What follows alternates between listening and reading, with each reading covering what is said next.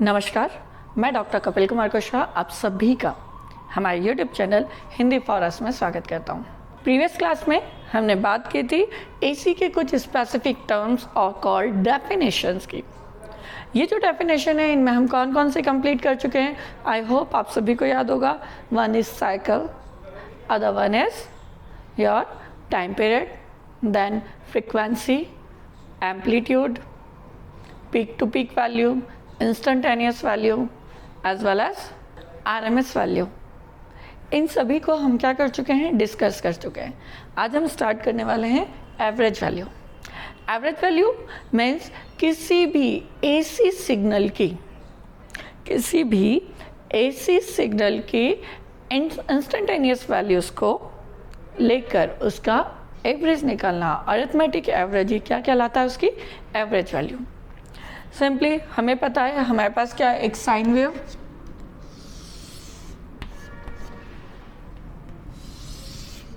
ये हमारा क्या है t टाइम एंड मान लीजिए ये क्या है, वोल्टेज है। सो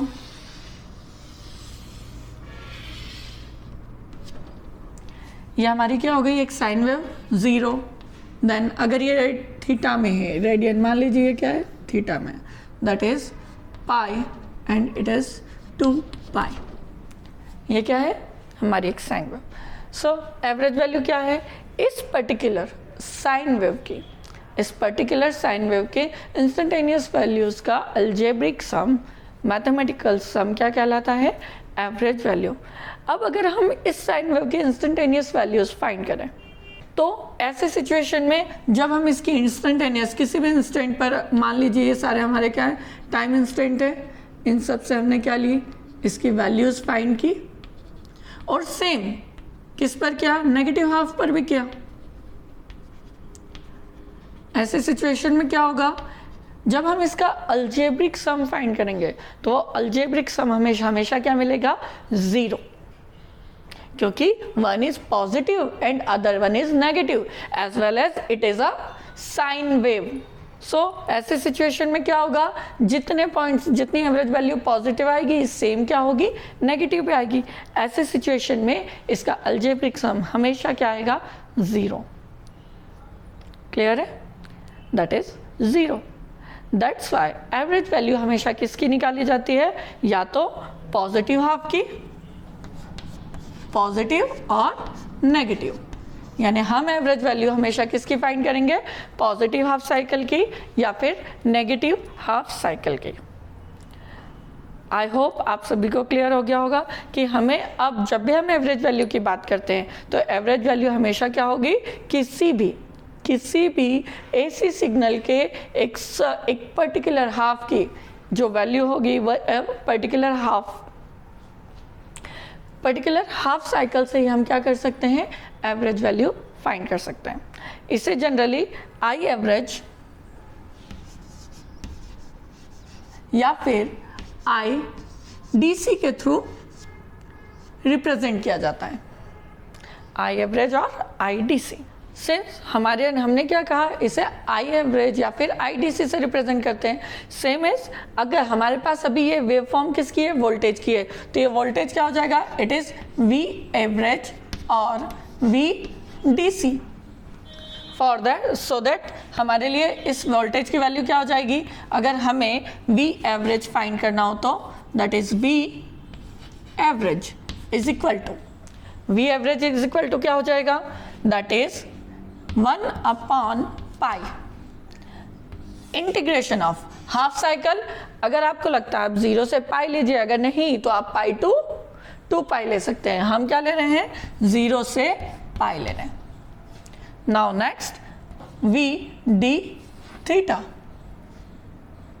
नेक्स्ट V को हम क्या लिख सकते हैं, हमें पता है ये क्या, एक साइन वेव है, तो V is equal to V max, it is V max sine theta.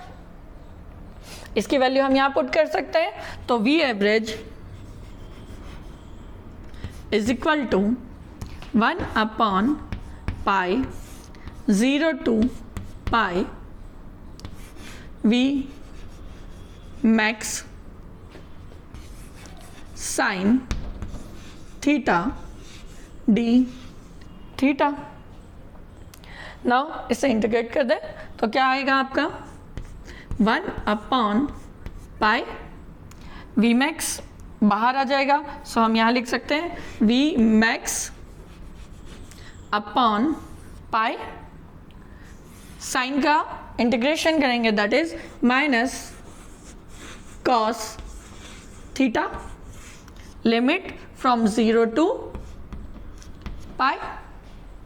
Now ये माइनस क्या है कांस्टेंट, तो इसे हम क्या कर सकते हैं इस ब्रैकेट के बाहर ला सकते हैं, तो हमने क्या किया इस माइनस को इस ब्रैकेट के बाहर ले लिया। आई होप क्लियर है। नाउ अब हम लिमिट पुट कर दें, so is equal to minus V max upon pi.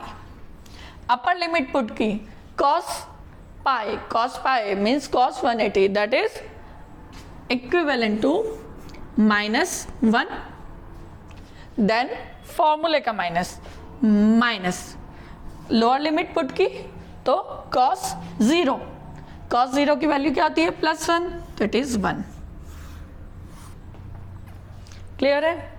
Now again solve किया तो is equal to what, minus it is plus, okay, so it will be minus v max upon pi into -2, minus again क्या हो जाएगा plus, और इसकी value कितनी हो जाएगी, it will B 2v max upon pi, it will B v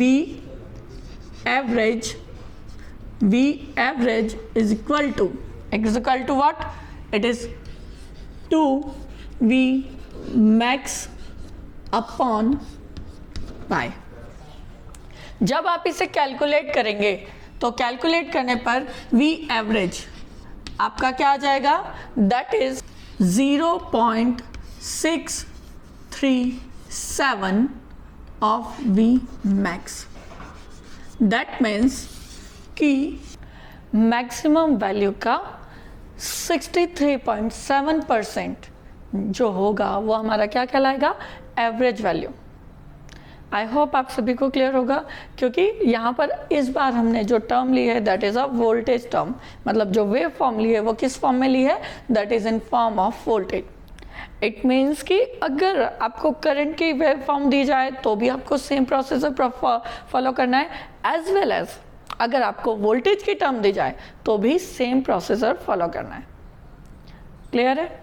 now it means that कि average किसी भी एसी सिग्नल की, किसी भी ऐसी स्पेशली साइनसोडल, अगर ये क्या है साइनसोडल है तो ही आप क्या करेंगे, सिंगल वन हाफ साइकिल से आप क्या कर सकते हैं, आपकी एवरेज वैल्यू फाइंड कर सकते हैं। पर अगर ये नॉन सिमेट्रिक सिग्नल है, ये क्या है, नॉन सिमेट्रिक सिग्नल है, तो ऐसी सिचुएशन में आपको क्या करना होगा, कंप्लीट साइकिल की एवरेज वैल्यू फाइंड करनी होगी। दैट मीन्स कि अगर सिमेट्रिक है, दैट इज कि ये सिमेट्रिक है, सो आप सिर्फ एक हाफ साइकिल की वैल्यू फाइंड करेंगे, एवरेज वैल्यू निकालेंगे। अगर ये नॉन सिमेट्रिक साइकिल है तो ऐसे सिचुएशन में आप एक पूरे फुल साइकिल की एवरेज वैल्यू को फाइंड करेंगे। नाउ अब हम बात करते हैं next value, that is form factor. Now next is form factor. Form factor इससे डिफाइन किया जाता है रेशियो से। किसका ratio, it is a ratio of RMS value and average value. ये क्या है, आरएमएस वैल्यू और एवरेज वैल्यू के अनुपात को हम क्या कहते हैं, form factor. It will B RMS upon RMS value और upon it will B average value. यानी किसी भी ऐसी सिग्नल के आरएमएस वैल्यू और एवरेज वैल्यू के अनुपात को हम कहते हैं फॉर्म फैक्टर। इसे रिप्रेजेंट किया जाता है के एफ से। K F is RMS form factor, that is so K F is equal to RMS value का हम रिप्रेजेंट करते हैं I से, एवरेज वैल्यू का हम रिप्रेजेंट करते हैं I एवरेज से, और it will B V upon V average.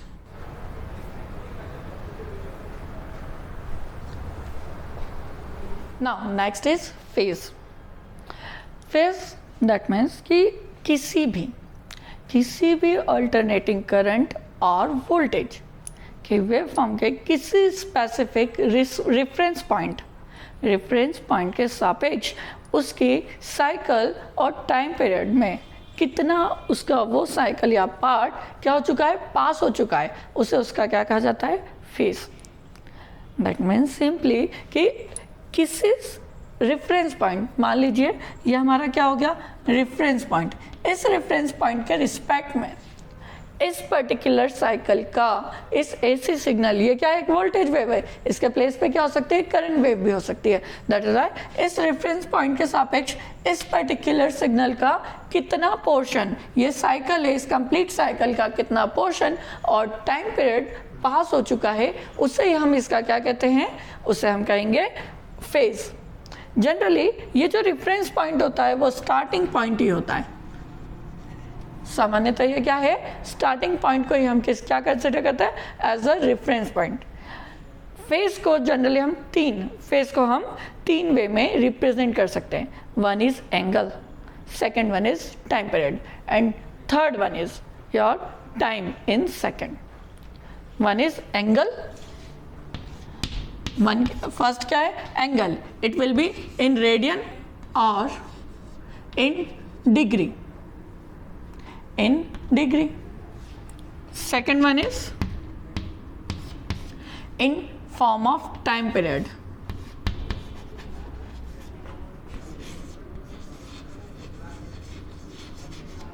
And third one is time in second. मतलब हम इस फेज को तीन फॉर्म में ले सकते हैं. वन इज रेडियन यानी एंगल वाइज, तो angle wise it is radian और degree. Second one is time period and third one is second. अब आप कहेंगे कि हम इस पर्टिकुलर एक सिंगल वेव में कैसे फाइंड करेंगे कि क्या फेज है.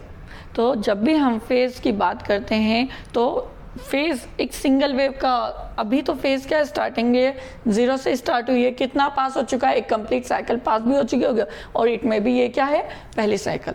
तो हमारे सामने फेज का सबसे बड़ा केस या सबसे बड़ा इशू कब आता है, जब हमारे पास एक से ज़्यादा क्या हो, वेव हो.